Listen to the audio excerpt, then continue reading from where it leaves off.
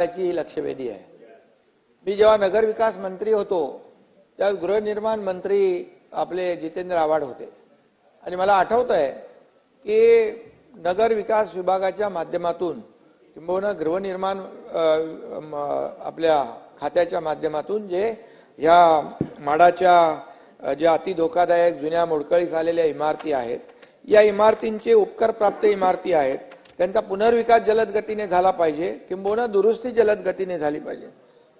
मला आठवतं की ज्या वेळेस आपले गृहनिर्माण मंत्री माझ्याकडे यायचे, स्वतः फाईल घेऊन यायचे, मी त्यांना सांगितलं होतं तुम्ही या ताबडतोब या सर्व धोकादायक मोडकळीस आलेल्या इमारतींमध्ये कुठल्याही परिस्थितीमध्ये आपल्याला विलंब होता कामा नये। लोकांच्या जीवाशी निगडीत हा प्रश्न आहे आणि आल्या आल्या हातात मी सही करून द्यायचो। आव्हाडचं बरोबर आहे, 2:30ला पण केले मी सही। त्यामुळे यामध्ये एकच आहे, सरकार जे आहे अतिशय संवेदनशील आहे या विषयामध्ये आणि म्हणून यामध्ये मी जेव्हा डिसेंबर 2026 मध्ये नवीन कलम 79A मध्ये त्याच्यात देखील आपण अंतर्भूत करण्यात आलं, त्याच्यात बदल केला आपण। त्याचबरोबर 22 तेच ना, नाही 22 मध्ये सॉरी, इथं अजय चौधरी आहेत, त्यांच्या विभागातला देखील असाच प्रश्न होता। त्यावेळेस देखील मला वाटतं आपण 85 काहीतरी 388 इमारतींना 33(2) प्रमाणे आपण ताबडतोब निर्णय घेतला। त्यावेळेस मी कधी कुठलाही कोण आमदार आहे, काय कुठल्या पक्षाचा काही बघितलं नाही। मला एवढंच आहे जयंतराव की या मुंबईतले धोकादायक इमारतीमध्ये राहणारे रहिवासी यांचा जीव धोक्यात येता कामा नये, हे पुनर्विकास झाले पाहिजेत आणि म्हणून यासाठी जवळपास कलम 79A प्रमाणे ये 854 लोकांना नोटिसा बजावल्या। त्यापैकी 596 लोकांच्या प्रकरणाची संख्या जी आहे त्याला आपण सुनावणी घेतली, त्याला आदेश दिले। त्याचबरोबर मालकांनी सादर केलेल्या पुनर्विकास प्रकल्पांची संख्या 67, तुम्ही हे आकडे दिले का? 67, मग मी बोलत नाही त्याच्यात। आणि त्यामुळे उपनगरचा जो विषय आहे त्यामध्ये आतापर्यंत आपण बदल केलेले सांगतो मी, एक अजय नंतर बोला। यामध्ये आपण 33(7) मध्ये देखील आव्हाड साहेब 33(7) मध्ये पण तुम्ही मला सांगितलं बदल पाहिजे। आपण त्याच्यामध्ये इन्सेंटिव्ह 50%वरून 80% इन्सेंटिव्ह केला आणि म्हणून आणि त्याचबरोबर 33(9) मध्ये इन्सेंटिव्ह 60%वरून 100% केला। त्याचबरोबर 33(7) व 33(9) मध्ये क्लबिंग आपण करण्याचा निर्णय घेतला, बरोबर आहे। आणि त्यावेळेस देखील आपण त्यांना मान्यता दिली। उपनगरातील भाडे तत्वावरील इमारतींसाठी 33(7) मध्ये देखील आपण तरतूद केली, बरोबर। यामुळे मला आठवत आहे की मुख्यमंत्री होण्याच्या पूर्वी मी नगर विकास मंत्री असताना यामध्ये अनेक जे निर्णय घेतले आपण हे फक्त आणि फक्त लोकांच्या हितासाठी घेतले। मुख्यमंत्री झाल्यानंतर मी आपल्याला सांगतो, मी आणि देवेंद्रजी आणि अजितदादा आम्ही बसल्यानंतर एक मुंबईचा सारासार विचार करता यामध्ये उपकर प्राप्त सेस इमारती आहेत, नॉन सेस आहेत, त्याचबरोबर बीडीडी आहेत, म्हाडाच्या इमारती आहेत, इतर SRAच्या प्रकल्प, रखडलेले प्रकल्प 20-20, 25-25 वर्ष रखडले प्रकल्प, बिल्डर काम करत नाही, त्यांना भाडं मिळत नाही, ते लोक कुठे गेलेत? बदलापूरला, कोण नाला सोपाराला गेलाय, कोण वसईला गेलाय, कोण कुठे गेलाय, त्यांचा आत्ता पत्ता नाही। आणि अशा परिस्थितीमध्ये आम्ही सगळी यादी तयार करायला घेतली। यामध्ये जे 15, 20, 25 वर्षापासून जे रखडलेले प्रकल्प आहेत, मग हे बिल्डर सोडून गेले, मग याला काय मार्ग काढायचा?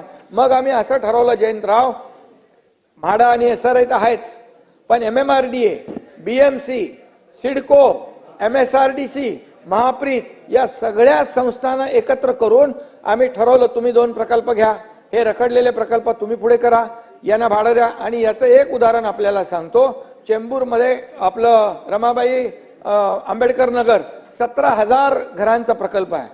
मी त्यांना सांगितलं, SRAला बोलवलं, म्हाडाला बोलवलं, SRAचा आहे, आणि नंतर MMRDAला बोलवलं आणि तो प्रकल्प टेक ओव्हर करायला सांगितलं। 65 कोटी रुपये आम्ही जाऊन भाडं वाटलं। लोकांना कधीच वाटलं नव्हतं की आम्हाला भाडं मिळेल, परंतु आपण याच्यासाठी हा निर्णय घेतला की त्यांना भाडंही नाही, ते बाहेर काही लोक मरून गेले आणि म्हणून त्या ठिकाणी आपण त्याचा पुनर्विकास करतोय। आणि मुंबईतले जे SRAचे प्रकल्प रखडलेले आहेत, मुंबईचे म्हाडाचे उपनगरातले जे काही ज्या इमारती धोकादायक झालेल्या आहेत या इमारतींचा देखील क्लस्टर डेव्हलपमेंट, म्हणजे एक स्टँड अलोन बिल्डिंग उभी केली तर त्याला काही मिळणार नाही, त्याला काही फॅसिलिटी मिळणार नाही, त्याला अम्युनिटी मिळणार नाही, ओपन स्पेस मिळणार नाही. म्हणून त्याचं क्लस्टर करून या ठिकाणी त्याला ओपन स्पेस मिळेल, त्याला गार्डन मिळेल, त्याला अम्युनिटी मिळेल. या सगळ्या गोष्टीचा विचार करून आपण क्लस्टरचा निर्णय घेतला. आणि तुम्हाला मी सांगतो, आवाडीकडे आहेत ठाण्यामध्ये देखील आपण क्लस्टरचा निर्णय घेतला, त्याला आपण किती संघर्ष केला. आणि त्यावेळी आता 5-7 ठिकाणी क्लस्टरच्या प्रकल्पाला आम्ही सुरुवात केलेली आहे. आणि म्हणून मुंबईतले जे रखडलेले प्रकल्प आहेत, मग त्याच्यामध्ये दुसराही विषय असा आहे, फनेल झोन मधले काही लोक आहेत. या फनेल झोनमुळे आपल्या विमानाचे फनेल झोन असल्यामुळे हाईट रेस्ट्रिक्शन आहे.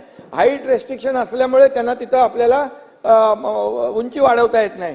त्याच्यावर पण आम्ही विचार करतोय की बाबा ह्या इमारतींचा पुनर्विकास कसा होणार, कारण ते रखडलेत, उद्या धोकादायक इमारती आहेत, पडले माणसं मरतील. मग त्यावेळेस देखील मी स्वतः सेक्रेटरीना सांगितलं की जरी आपल्याला यांना हाईट रेस्ट्रिक्शन असेल तरी समजा 20 माळे ते बांधणार असतील आणि जर त्यांना 10च माळे बांधता येतील तर 10 माळ्याचे जे उर्वरित 10 माळे आहेत त्याचा आपल्याला त्यांना कन्स्ट्रक्शन TDR देता येतो का, नियमामध्ये आपल्याला ते बसवता येतं का, आणि मग ते पैसे घेऊन त्याच्या म्हणजे नो लॉस नो प्रॉफिट, आणि मग त्याच्यामधून त्या इमारतीचा पुनर्विकास होईल असा देखील आम्ही विचार केलाय. तो देखील आम्ही अंतिम टप्प्यात आणलेला आहे. त्याचबरोबर ज्या सोसायट्या आहेत, जे मालक सोडून गेले त्यांनी डीम कन्व्हेन्स केला नाही, मग राहिले सोसायटीचे लोक बांधणार कसे. प्रीमियम तर जास्त होता, मग जयंतराव आम्ही प्रीमियम तो 5% आणला, 15%चा प्रीमियम 5% आणला, जेणेकरून सोसायटीतले रहिवासी जे आहेत ते घरं बांधतील आणि त्यांचा पुनर्विकास करतील. यासाठी जे आम्ही आता या ठिकाणी हे निर्णय घेतलेले आहेत, त्यामुळे आता आपण दुसरी हाऊसिंगची एक नवीन पॉलिसी देखील करतोय. त्यामध्ये नवीन पॉलिसी धोरण जे करतोय त्याच्यामध्ये परवडणारी घरं, त्या महत्वाचा भाग त्यात ठेवलाय. परवडणारी भाड्याची घरं हे पण आपण ठेवलेलं आहे. वुमन वर्किंग हॉस्टेल, ज्या आपल्या लाडक्या बहिणी काम करतात, नोकरी करतात त्यांच्यासाठी. त्याचबरोबर गिरणी कामगारांसाठी आहे ना, तुम्हाला माहित, तुम्ही सुरुवात केली होती त्याची आवड. गिरणी कामगार आहेत. त्याचबरोबर स्टुडंट हॉस्टेल, जे लोक इथे येतात शिकायला पण भाड्याने त्यांना घर परवडत नाही. आणि त्याचबरोबर या मुंबईतले डबेवाले जे सेवा देतात, या सगळ्यांचा अंतर्भाव या नवीन गृहनिर्माण धोरणामध्ये आम्ही करतोय. आणि त्यामुळे एकंदरीत सारासार विचार करता आमचा उद्देश एवढाच आहे की रखडलेल्या SRA प्रकल्प, रखडलेल्या धोकादायक इमारतींचं क्लस्टर, ह्या सगळ्या बाबतीमध्ये आम्ही हा निर्णय घेतोय. आणि त्यासाठी तुम्ही जसं योगेशजी सांगितलं की एक बैठक घेऊन संबंधित जे आमदार आहेत यांच्याबरोबर एक बैठक घेऊन आपण हा मुंबई उपनगर सगळे बोलू आपण वरून. आणि आपण याच्यामध्ये एकच आहे की मुंबईच्या बाहेर हा फेकले गेलेला मुंबईकर जो आहे त्याला पुन्हा मुंबईमध्ये घर मिळालं पाहिजे, अशी आमची भूमिका आहे. पुन्हा मुंबईमध्ये आला पाहिजे. आणि म्हणून यावर युद्ध पातळीवर आपण काम करतोय. आणि त्यामुळे एक बैठक आपण करू, त्याच्यामध्ये सगळे काही जे बदल करायचे आहेत. आता जे बदल केलेत हे बदल कशासाठी केलेत, हे बदल त्या बिल्डिंगची फिजिबिलिटी आणि व्हायबिलिटी वाढली पाहिजे म्हणून आपण केलेत. त्यामुळे जिथं कायद्यामध्ये बदल करायचे आहेत, युनिफाईड DCPR मध्ये, तेव्हा मी नगरविकास मंत्री होतो, अनेक बदल केले. त्यामुळे खूप मोठ्या प्रमाणावर पुनर्विकासाचा मार्ग मोकळा झाला, जो बंद होता, कोणी येत नव्हतं. ते फ्लॉवर बेड, स्टेअरकेस, अमकं तमकं, इंच लोक बिल्डर ते लढवायचे. मग त्यावेळेस आम्ही पूर्णपणे काय त्याला म्हणतो प्लिंथ एरियावर आम्ही त्याच्यामध्ये FSI वाढवून दिला. बोला ठीक आहे, तुम्ही शेवटी तुम्ही जे बिल्डिंग बांधाल त्याचा फायदा जो आहे सर्वसामान्य लोकांना झाला पाहिजे, एंड युजर जो कस्टमर आहे त्याला झाला पाहिजे, ही भूमिका आम्ही ठेवली आहे. आणि त्यामुळे मला वाटतं जे नियम बदल केलेत आपण, आणखी काही आपल्याला बदल करावे लागतील ते देखील तुम्ही सुचवले तर मी योगेशजी, तुम्ही आणखी आपल्याला पुनर्विकास हा आपल्या सगळ्यात महत्वाचा विषय आहे. त्यामुळे आणखी काही बदल करायला लागले नियमामध्ये, कायद्यामध्ये, तरी सुद्धा गृहनिर्माण मंत्री म्हणून आणि नगरविकास मंत्री म्हणून हे आपण त्या ठिकाणी करू. आणि हे संपूर्णपणे रखडलेले प्रत्येकाच्या आमदारांच्या मतदारसंघातले प्रकल्प आपण मार्गी लावू. उपमुख्यमंत्री